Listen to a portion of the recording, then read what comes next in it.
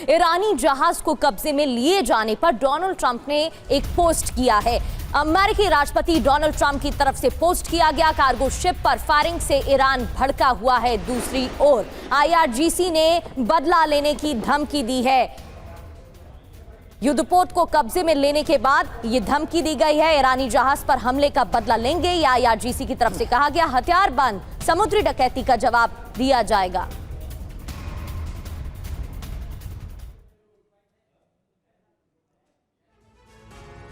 और देखिए ईरानी जहाज पर अमेरिकी जो कब्जा हुआ है, कल से युद्ध का क्या नया चैप्टर शुरू हो जाएगा अगर जवाब देता है ईरान। तो ईरान का कार्गो जहाज है टोस्का, और टोस्का की लंबाई 900 फीट है। विमान वाहक पोत जितना यह भारी है, 66,432 टन माल ढोने की क्षमता है।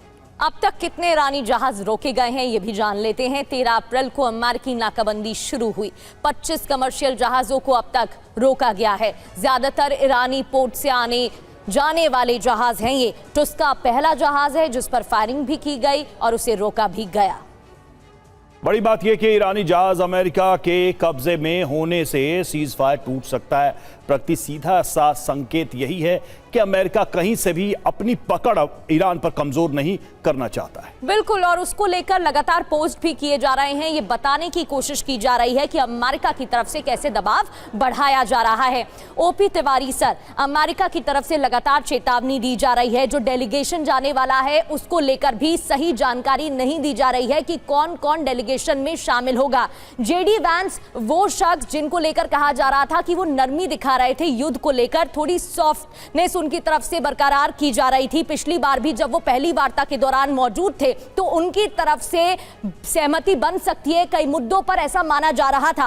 अब जब डोनाल्ड ट्रंप की तरफ से बयान आया है कि JD वैंस शामिल नहीं होंगे, क्या इसको भी इस रूप में देखा जा सकता है कि अमेरिका और अग्रेसिव होकर अटैक कर सकता है?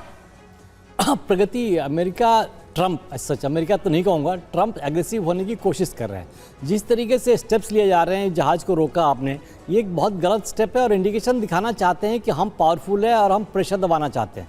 अब ईरान कितना संभालेगा, कितना इसका देखेगा, ये है तो समझने की बात है, समय लगेगा थोड़ा देखने में। अब जिस तरीके से ट्रंप की गलती हो रही है, इनके फ्रिगेट्स, इनके एयरक्राफ्ट कैरियर सब अरेबियन सी में डिप्लॉयड है। तो इन्होंने सोच लिया होगा कि हमारी नेवी इतनी स्ट्रांग है कि हरमुज को हम पूरा कंट्रोल कर सकते हैं, जबकि वास्तविकता में असलियत में ऐसा है नहीं। इतना आसान नहीं है। हरमुज वो 30 किलोमीटर लंबा और जो नेविगेबल वाटर है 5 to 6 किलोमीटर के बस में चौड़ा है, और वो हर हालत में ईरान के जो आर्टी फायर या छोटे छोटे मिसाइल बोट्स उसके बस में है।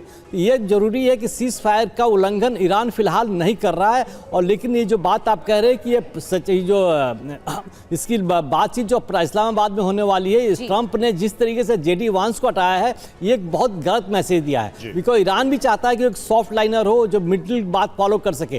नहीं तो फिलहाल उनकी टीम में तो वो इनके जो गोल्फ पार्टनर हैं या सन इन लॉ यही जा रहे हैं कि अमेरिका को रिप्रेजेंट करते हैं कि ट्रंप को रिप्रेजेंट करते हैं। ये देखने की बात है। अब देखिए क्या होता है। और फिलहाल ईरान की टीम पहुंचेगी कि नहीं पहुंचेगी, एक बहुत बड़ा सवाल है। बिल्कुल सर, और अगर ये बातचीत आगे भी बढ़ती है तो माहौल उसके पहले ही खराब होता दिखाई दे रहा है। और देखिए कार्गो शिप पर फायरिंग से ईरान भड़का है। IRGC ने बदला लेने की धमकी दी है।